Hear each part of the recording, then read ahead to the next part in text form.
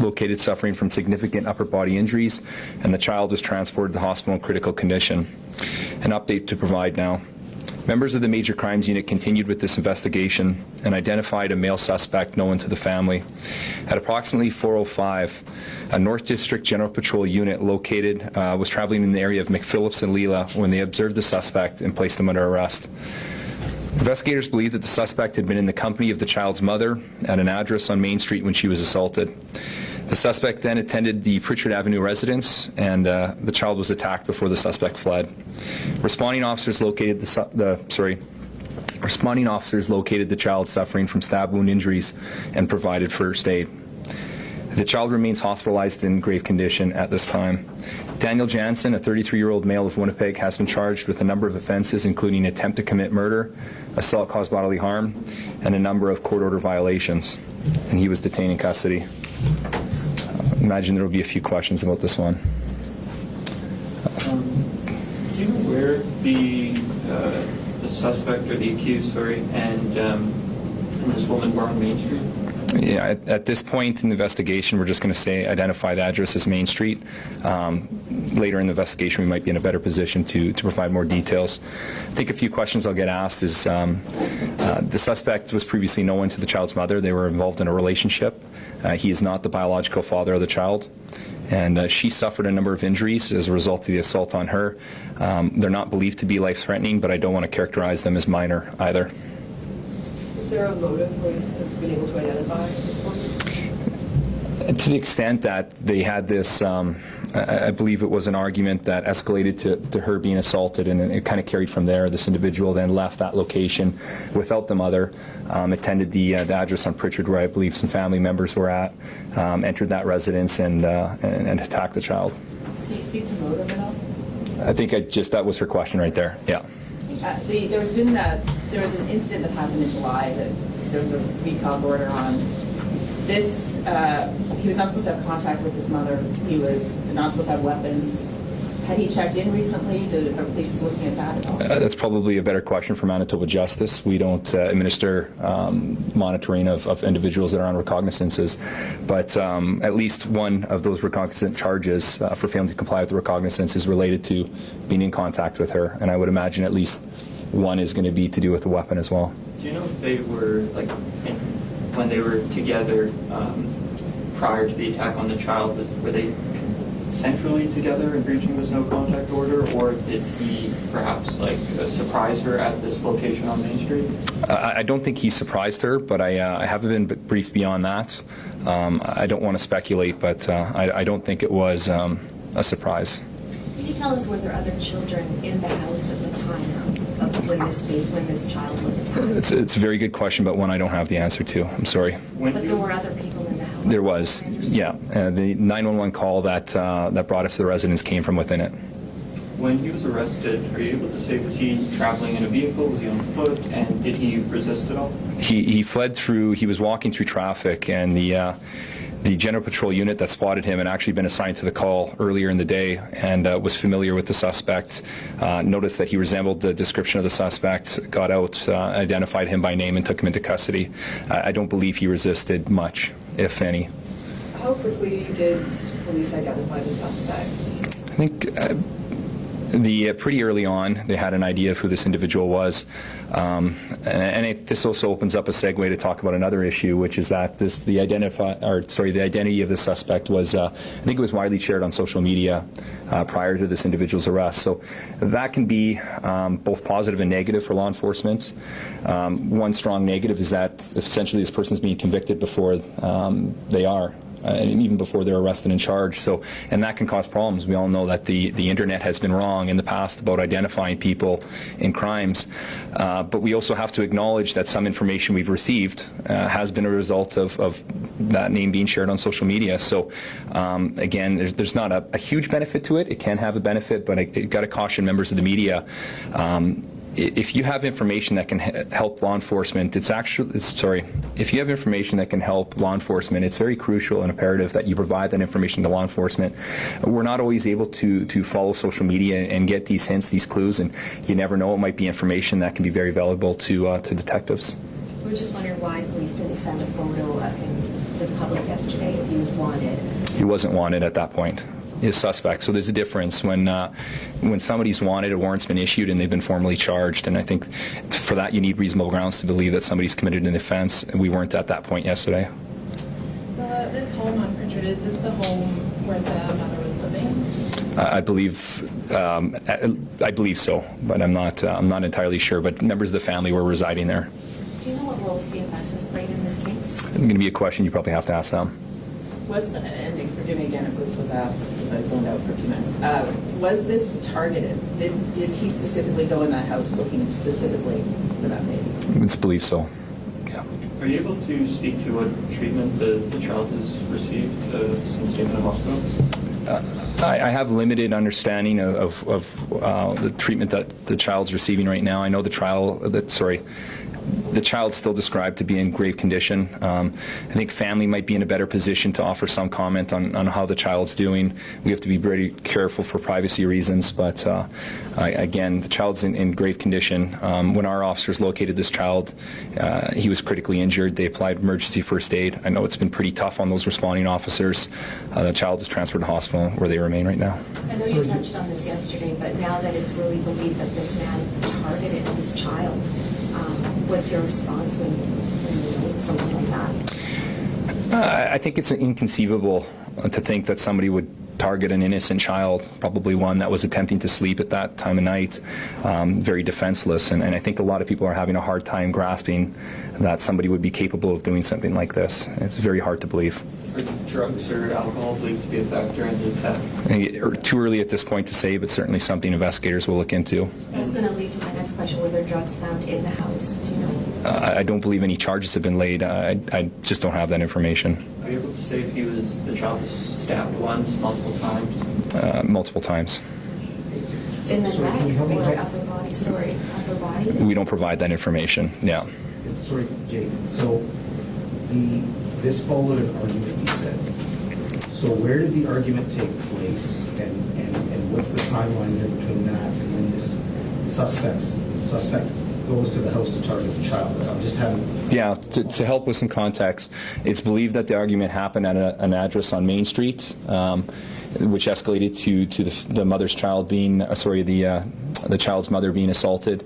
That individual left on foot at that point and walked around, but attended the address on Pritchard, at which time the assault on the child happened. So he assaults, the allegation is that on Main Street he assaults the mom. Yes, and that's... And then goes to the Pritchard Avenue residence to target that child. Yes.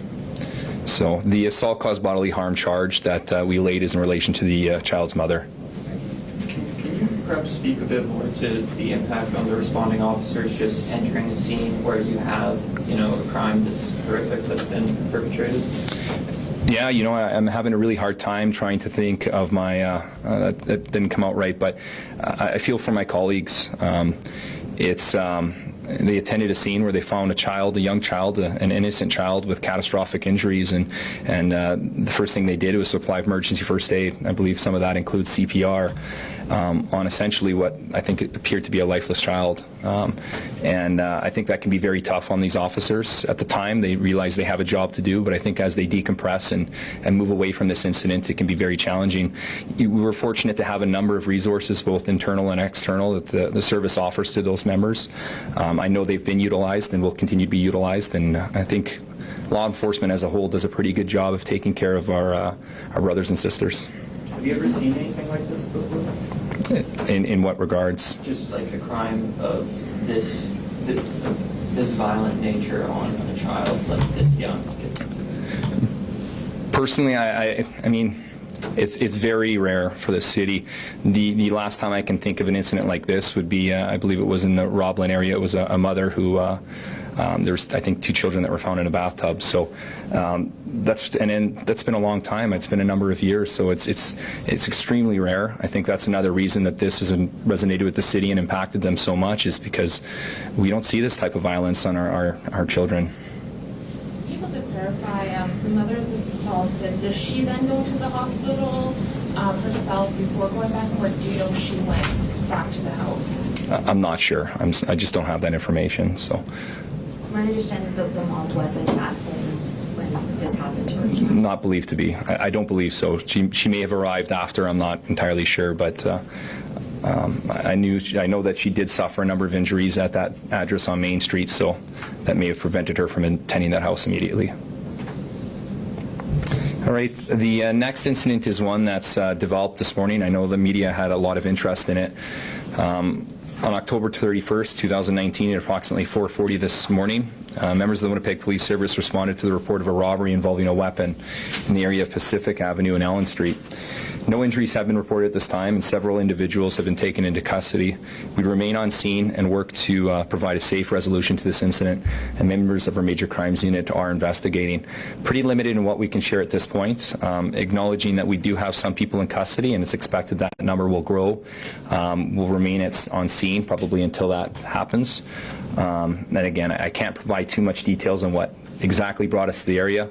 Obviously, there's a concern that weapons could be in play, and that's the reason why you've seen members of our tactical support team at the address. So. Are you able to give us a ballpark figure on how many people roughly are in custody? I know I saw it looked like one woman taken into custody around like 30 more since then from the sounds. I think last time I checked there was at least 5 in custody at this point. So, and again, that number is expected to grow. So the report that came in said it was a robbery involving a weapon, but have police been able to confirm whether or not weapons were involved? Have any been seized? I think we can't we can't specify what the weapon is, but we believe we are dealing with a weapon. There's certainly, I think there's evidence that a weapon was used, and that's the reason why you've seen the response that we've provided. Is the scene strictly limited to that house on Pacific, like where officers were called immediately?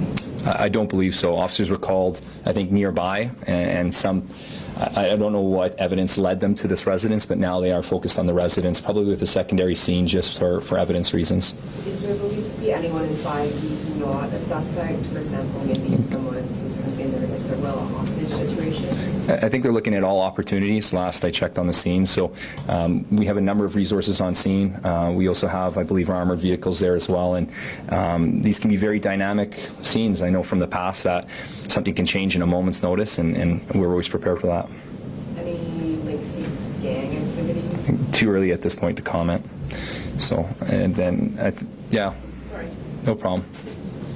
We heard from this vigil yesterday that there's a concern in the community that children are being impacted by the crime in this city. Can you speak to that at all? Impacted in which way?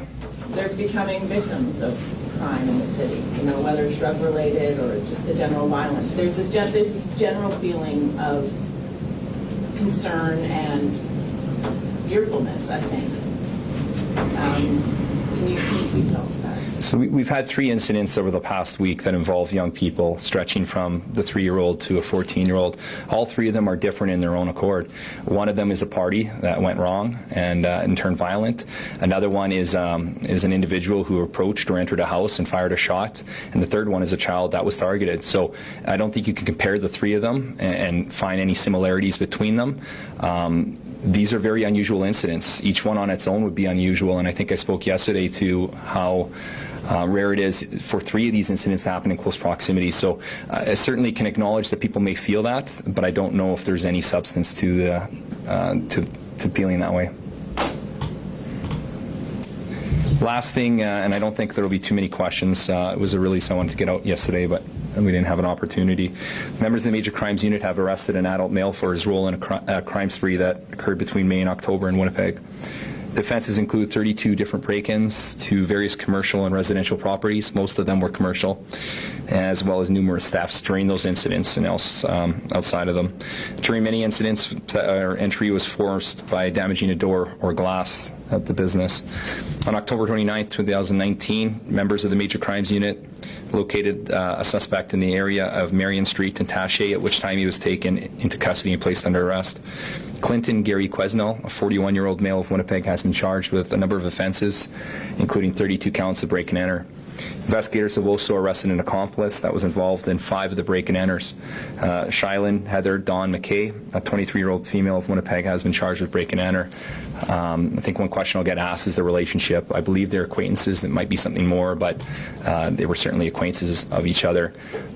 I don't do this too often, but I really want to just give a shout out to my colleagues. You'll notice that the Major Crimes Unit was able to make this arrest, and it's a relatively involved investigation, and that's in the midst of everything that's happened in the past week. And it's just a reminder that as these incidents unfold, that require a lot of resources. There's still a lot of work that has to happen behind the scenes for incidents that have already happened. So our investigators are working their tails off up there, and they'll continue to do that, and that's part of police work. Can you say how you're able to tie this individual to 32 different break-and enters? I don't have that information, but I can tell you usually video surveillance plays an important role. Sometimes forensic evidence that is left behind, especially if there's quite a timeline between an incident and the arrest, that's often something we use as well.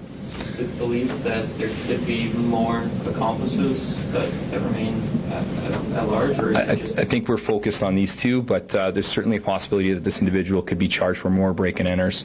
It can be very tough to link an individual or a chronic offender to incidents if the evidence isn't there.